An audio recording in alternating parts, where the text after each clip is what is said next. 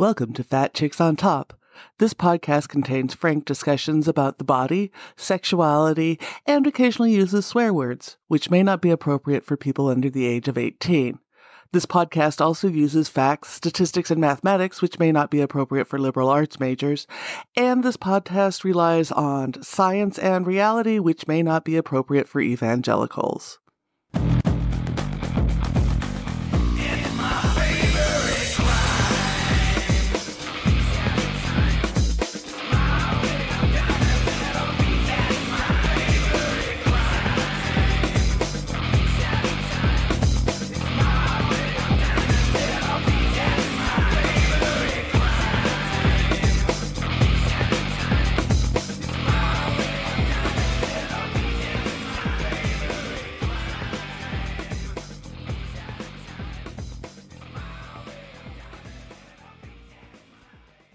Welcome to Fat Chicks on Top. You are here with your host, Auntie Vice, and it's good to be back.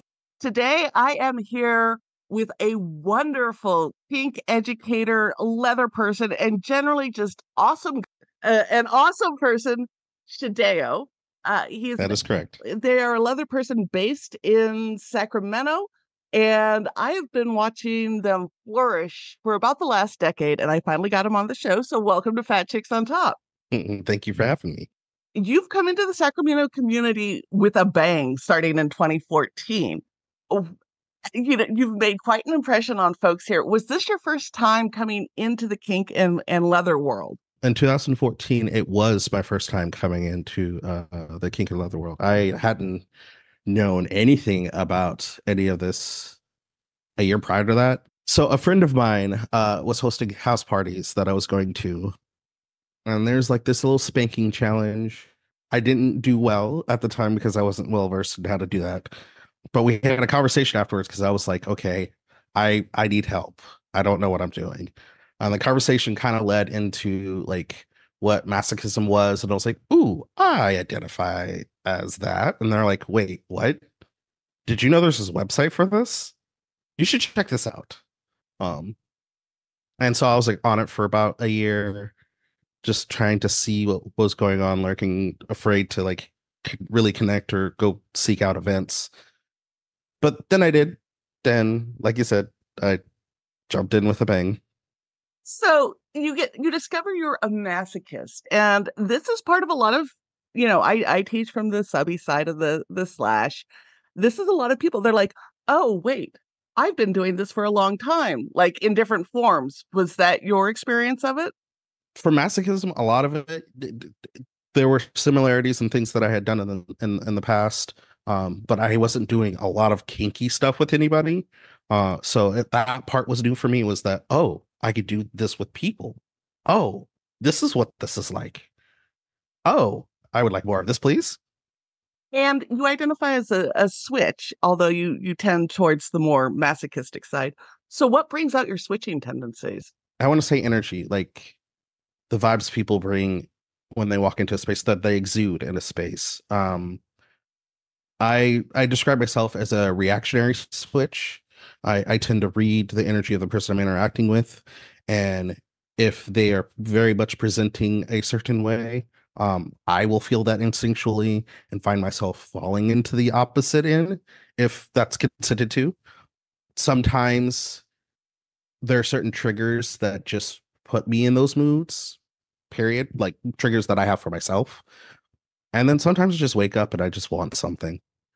You talk about reading energy of people, and this has been a discussion in the kink world, are some people just naturally present as one side or the other of the slash? I think that people naturally present in a space what they desire. Not everybody does, and not everybody is aware of what they're doing and how they do it. But I do believe there are those who exude certain energies, exude like a submissive headspace vibes, and like it's palpable. You can like read it, the energy that you just like come into room and see from that person is like, oh, you are feeling this way. Okay, I can fit into this role to create the space for that energy. Some people, it's they have to learn how they get to that point. And so it's not, I want to say, quote unquote, natural. It's just, it's learning who you are, learning your body, discovering your truer self. For you, is there a gender component because you identify as pansexual? Is there a gendered component to who you prefer to dominate and submit to in terms of gender? I don't want to say there's a preference. Um, there is a comfortability in the experience I have had where I have submitted more to femme presenting people. And so I do feel more comfortable presenting submissively to femme presenting. But I also enjoy, because I have had other play partners and partners who are not femme presenting, and I do enjoy bottoming and submitting in those spaces. I do enjoy being dominant over the whole spectrum of gender expression. For you, is do you know what it is about femme presenting people that make it more that you've fallen more into the submissive role? I think part of it is comes from my background from the life that I grew up in. My mom was a very dominant, is a very dominant woman in our household, and that's what I grew up responding to. And so that's kind of how I fell into the community of, oh, this seems familiar. I'm comfortable in this space. And like I said before, I do enjoy it and I'm comfortable with it, but like I have in the past, and actually currently, have partners that aren't femme presenting that I submit to. So you come into the community and you come in initially identifying more with the masochist, more with the subby side, and you are a black man. Mhm. This co- Sacramento had feels. How how did you perceive folks reacting to that? Because there were a lot of feels in the community at that time of somebody who was vocally black and male and submissive. So there was a dichotomy of feelings. I have to start with I I grew up being a military brat. My folks were military members most of my life growing up, and so I was used to being in an environment where I am very much the minority, if not the only person of color in the room. So coming into the community that way, I was again experiencing comfortable in that environment. So to me, I didn't notice the little things at first when I came to the community. It was very much, oh, I'm this new male submissive who's black, who is physically built because I am former military. Everybody wanted to have a piece. And I was like, oh, I'm wanted. Cool. This is awesome. It wasn't until I started like regularly seeing how people were reacting and how what they were saying to realize that not all that attention was positive attention. How do we've had a number of black kinky folks on the show, and black women by and large get just inundated with shit on FetLife. Has that been your response as well? I wouldn't say that happens a lot on in my FET messages per se. I usually get it more in person. And typically it presents itself as I walk into a space where either I'm new or the people in it are new and they see me and they see either read the vibes I'm coming in with or they see very quickly that I am willing to be submissive. And then they just clue in on, well, you're willing to be submissive. Can I do X, Y, Z with you? Can I do X like before even asking if I'm interested in any of these things, they'll just be like, "Can I do these things to you? Oh, I want to do these things to you. Oh, I have this fantasy," and start going into it. And I'm like, "But you haven't even asked my name." It happened, I think, a lot to new submissives too, is people are just excited to have a new plaything, right? Hmm. How did you learn to start vetting who you play with? Because now on your fet site you have quite a few disclaimers you got to get through if you want to approach you. How did you get to that point where you're like, beyond just don't be a dick? Well, fairly quickly, I had some people mentoring me in the community, and showing me the ropes on like what to look out for, how to ask for things, like what's the proper etiquette to approach people for the play. And as I was learning those things, I started seeing like where I could implement that on people approaching me. Um, but it partially it was those one-offs where I was like, I did not like how that went down. I did not like this. Okay, so I'm going to request you don't do that. I did not like this. I'm going to request you don't do that.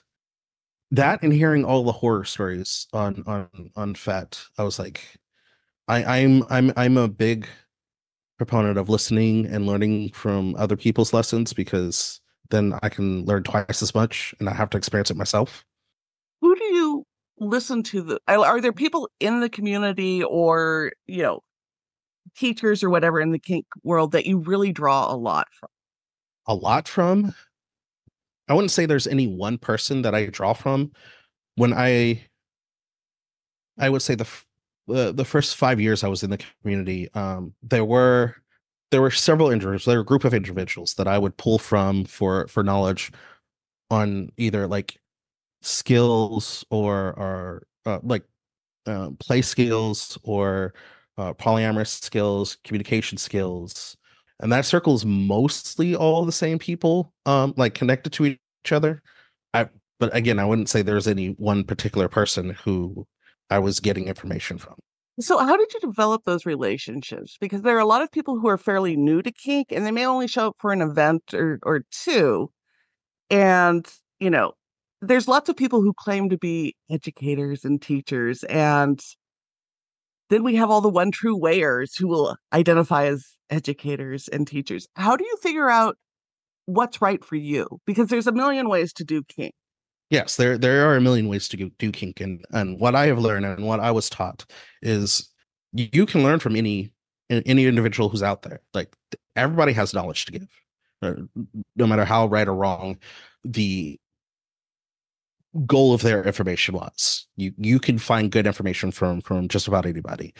Take what you what you think you can use and apply to yourself and get rid of the rest.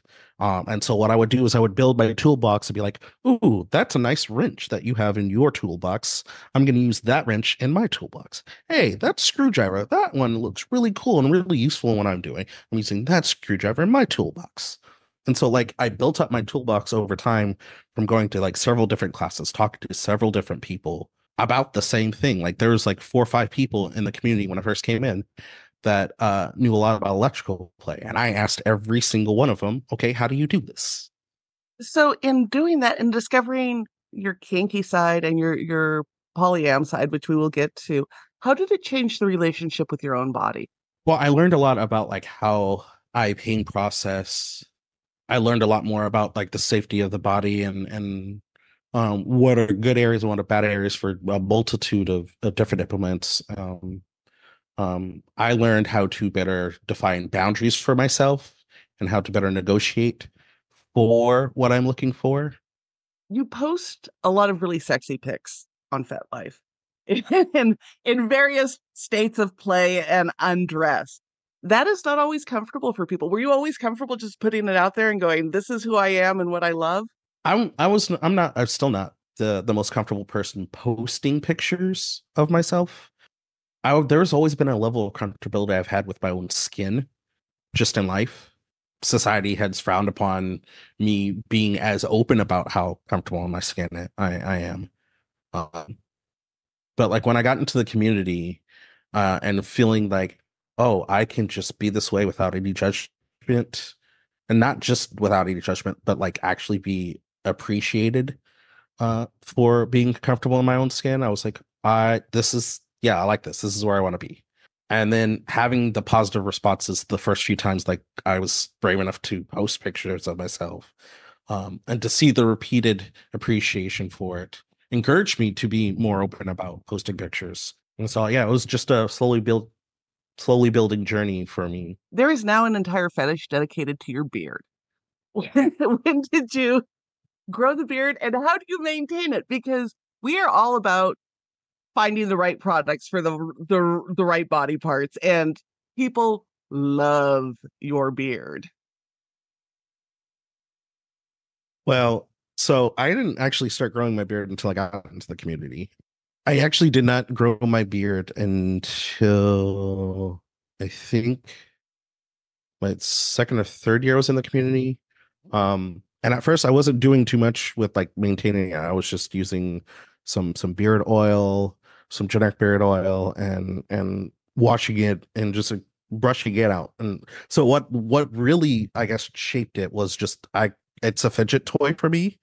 So I'd forever be like like stroking it, and it shapes it to this lovely shape that it is. But like I never did anything to color it. I mean, they say that there are certain juices that affect the beard if you are engaged in certain activities. So that might have changed my color of the hair on my beard. But other than that, I haven't done anything special for it. We are all about the salt and like I tell people I like my men like my steak, a little aged with some salt and pepper and rare. Like same thing. Like that black and white beer. As I tell my partner, his is gentrifying. The whites are pushing out the black, but it's that salt and pepper that's just it's a thing.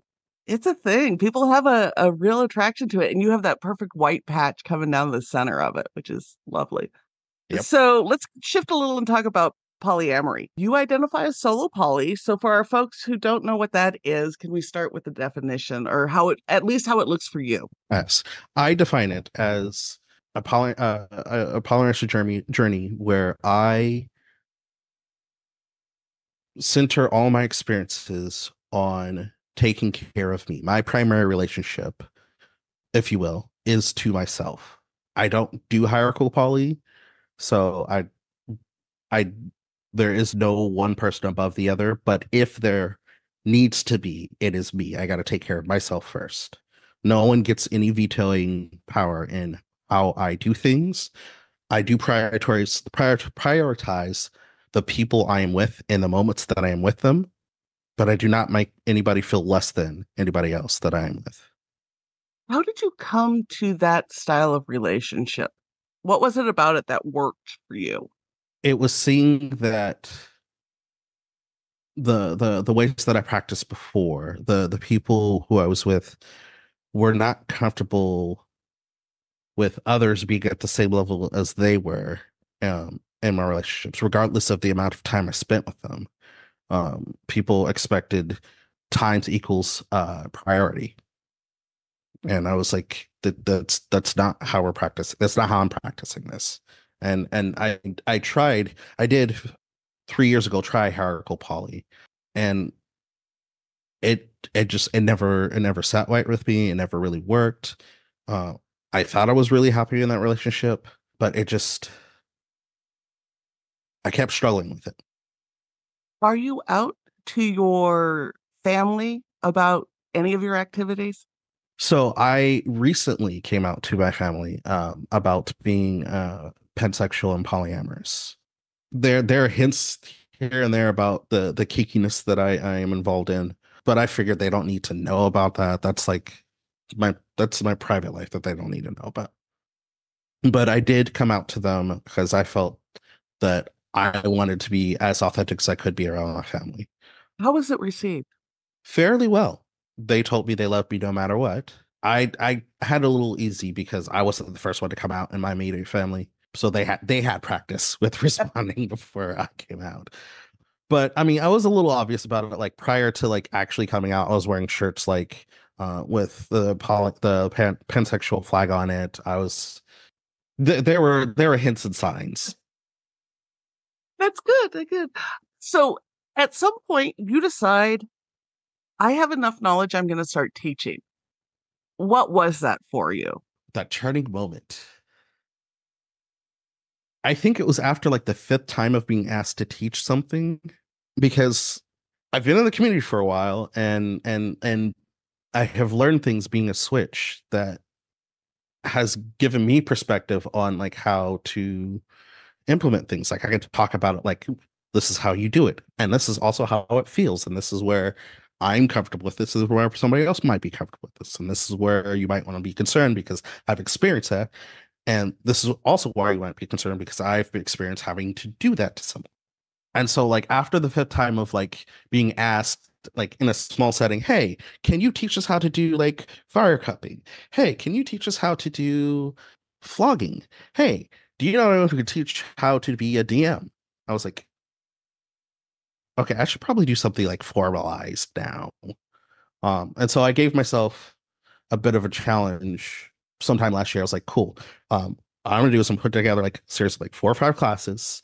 And what I want to do is I want to teach for a year. I want to teach once a month for a year. Get that out of my system, get it out of the way. And it's been going good so far. What do you like to teach the most? I always like to teach on my personal experience. It's my belief that you have to only teach on your personal experience because it's not just about the information you're giving. It's about the passion for the knowledge that you're wanting to share that that makes for good teaching.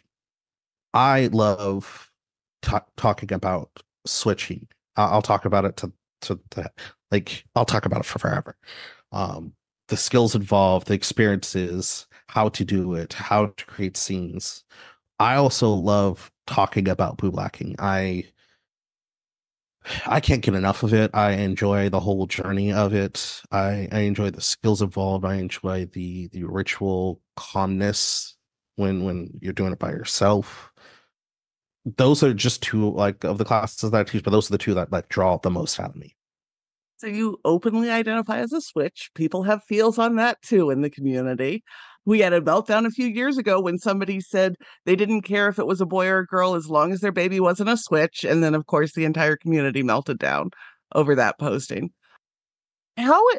Things change in certain communities.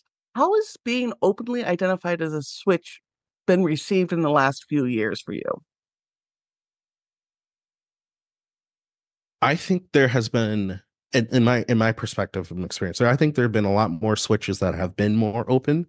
And because I have been so open and blunt about the fact that I'm a switch and that it doesn't change how I interact with people, because I'm not going to interact with people at first from any perspective but neutral.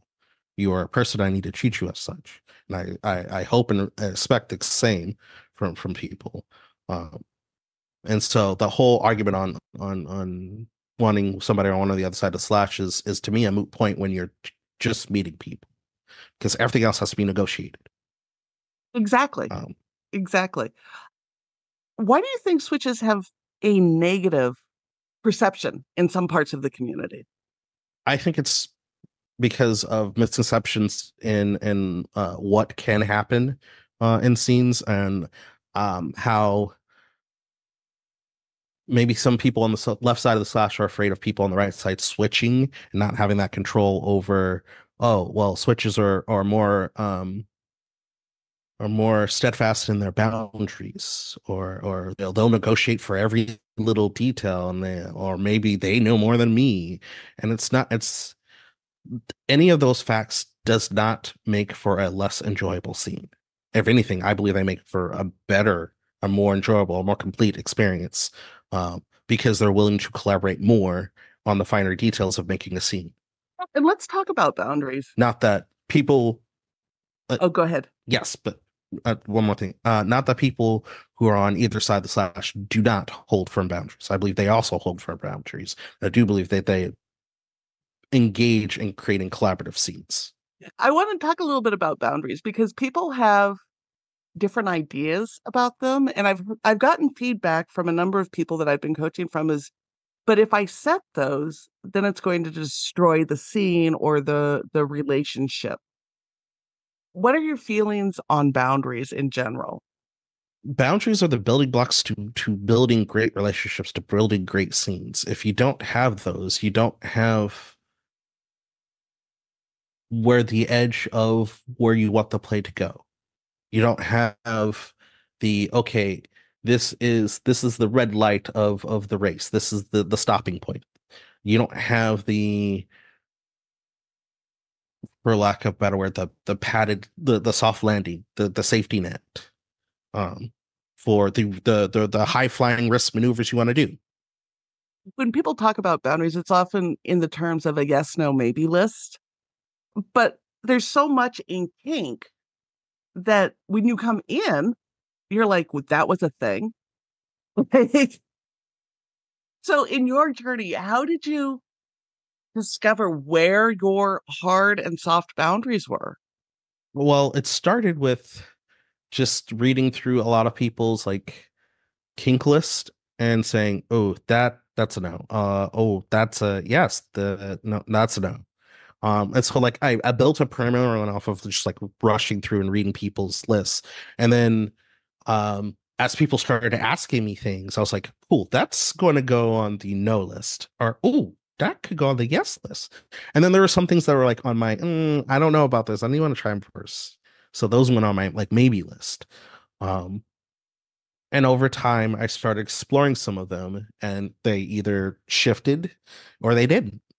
Sometimes the maybes that stayed on the list were, okay, I'd be willing to do that with a dedicated partner.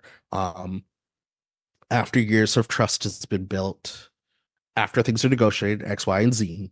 Um, so like the list forever stay there, and then you always discover new things. Where you're like, ooh, I didn't know you could do that. I'm putting that on my yes list. Or, ooh, yeah, no, that does not. I don't want to do that. That goes on my nose. So for you, was there anything that ended up on the yes list that you were surprised about? Early on, I was surprised that knives ended up on my yes list.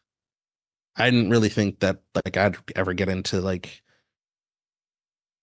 the more permanent marking abilities. And no, knife play is not permanent marking. It has the potential and there's a risk factor for that, but it in and of itself is not what can create the permanent marks. And that was part of what helped lead it to be on my yes list, because I was like, oh, I can do this as a sensation and not worry about permanent marks, or it be less of a risk for me. Okay, cool. I can get behind that.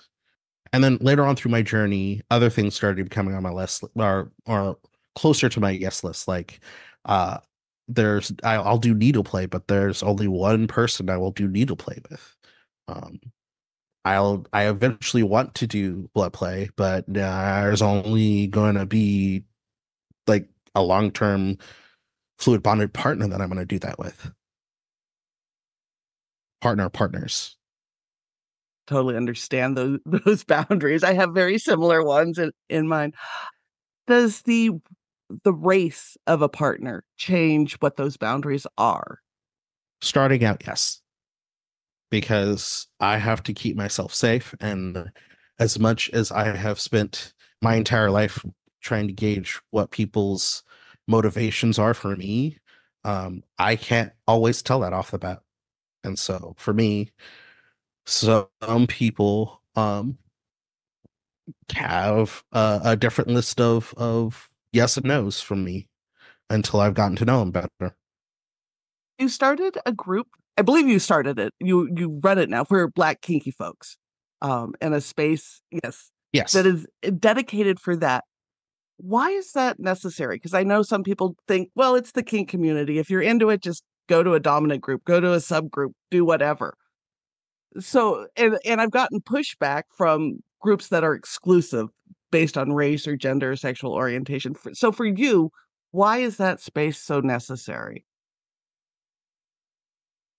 When I first came to the community, again, like I said, I was used to being the only person in the room that was a person of color. And so at first it hadn't affected me on how I interacted because I was used to interacting that way. But then I did start questioning, like, why can't there be more of us? What would it be like if this was a space that was majoritively black? But I didn't really start asking those questions until I went to IMSL, International Miss Leather, International Book Back competition. And while I was there, I got an invite to a play party that was exclusively for black folks. And the whole vibe of the room was different than anything I'd experienced in the community. The music was different. The play was different. The way people were interacting in the room was different. And I was like, oh, this is what I've been missing. This space, I feel comfortable doing this X, Y, and Z kind of play in.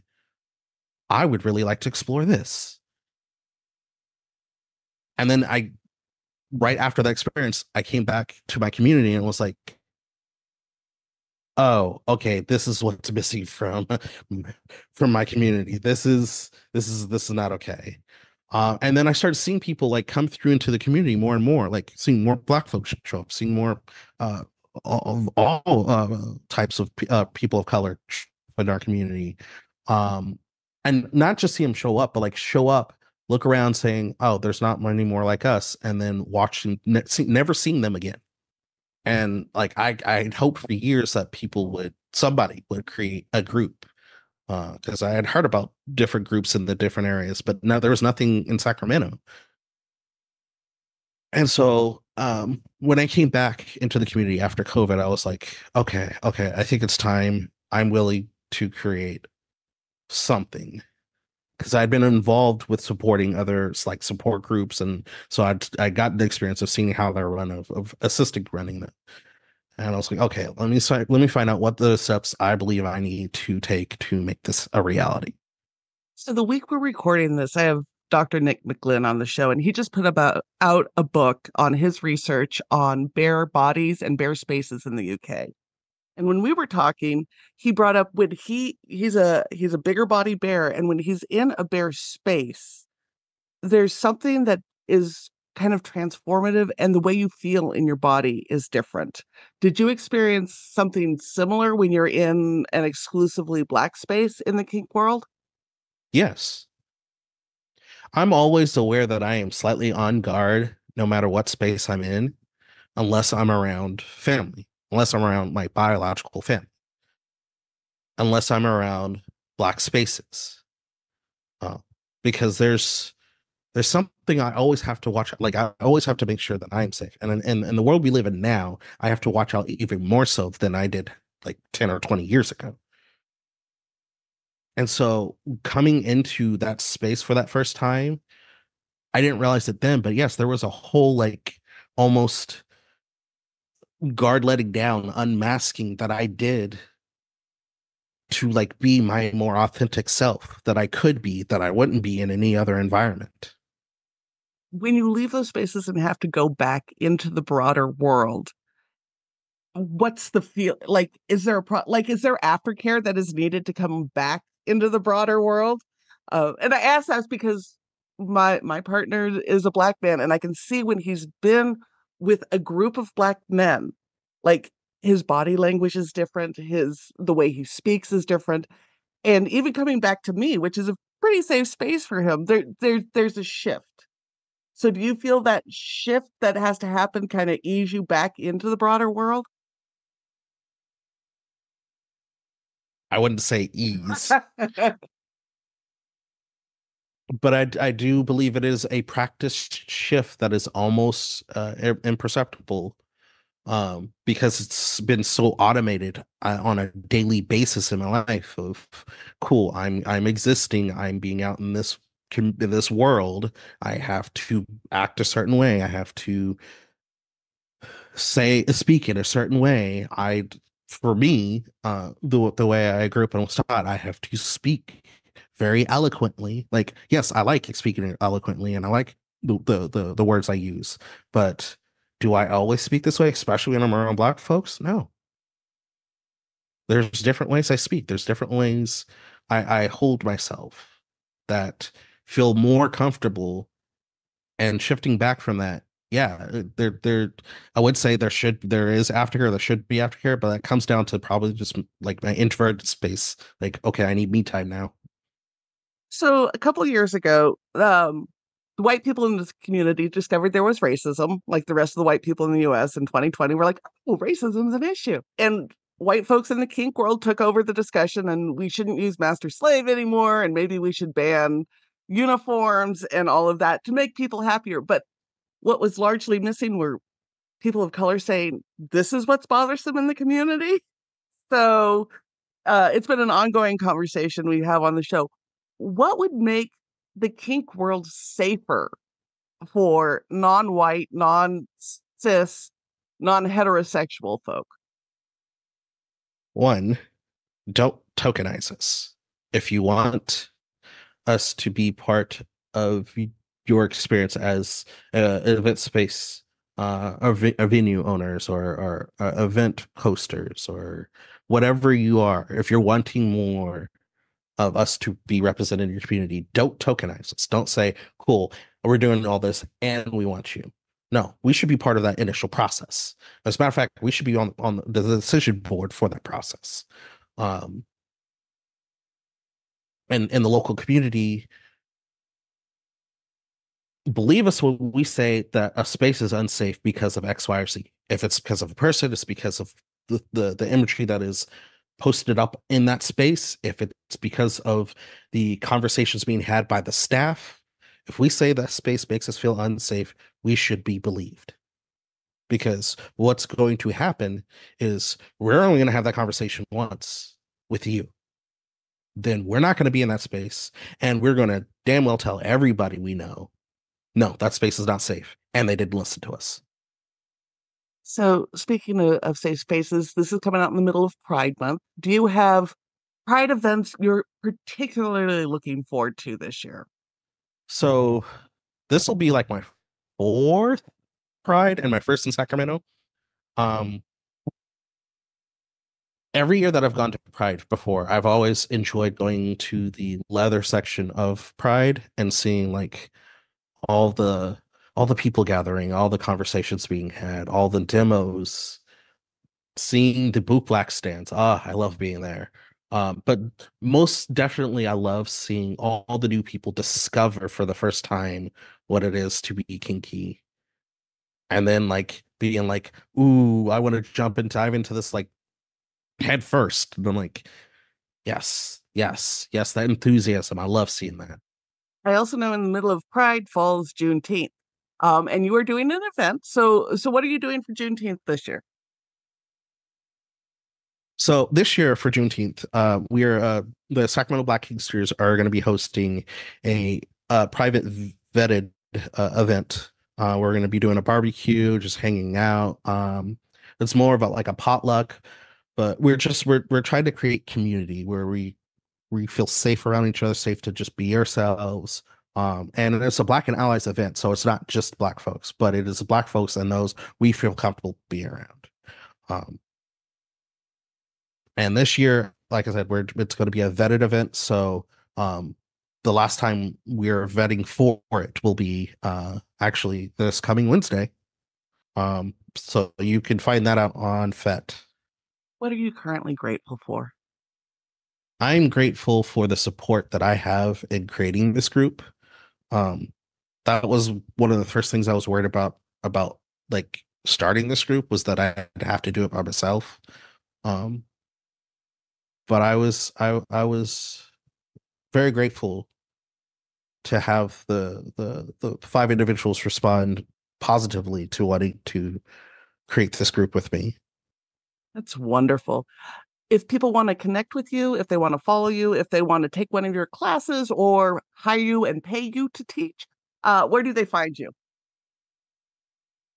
You can find me on Instagram, on Facebook, and on FET. I go by Shadeo on all three. It's spelled Shedao.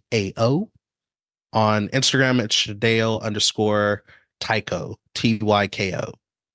Excellent. And listeners, we'll have all of those links and more always in the show notes. Thank you so much for being here. You're most welcome.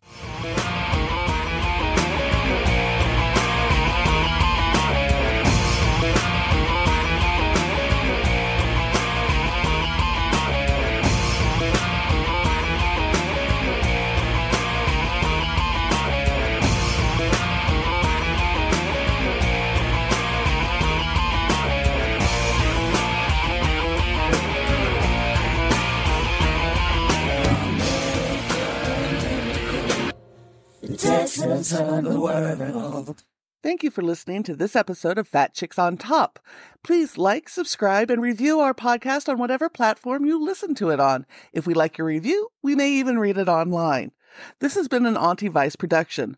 Producer and host, Rebecca Blanton. Audio production by Sharon Smith. Music by David Manga. And more music by Sharon Smith. For more information about Fat Chicks on Top, please visit our website for all things Fat Chicks at fatchicksontop.com.